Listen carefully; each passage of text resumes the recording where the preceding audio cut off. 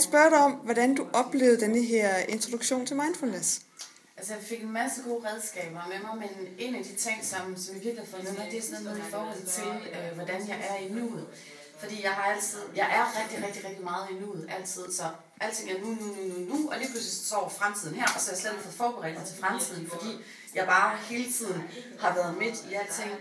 Og det har helt klart sat nogle tanker i gang omkring det med, at det faktisk er okay at planlægge ting. At det at være i nuet ikke nødvendigvis betyder, at man kun skal være i nuet, men at man samtidig kan planlægge. Fordi jeg har altid set det som sådan en force kun at kunne være i nuet, men det giver mig nogle udfordringer i forhold til, at det rent faktisk har en virksomhed at drive.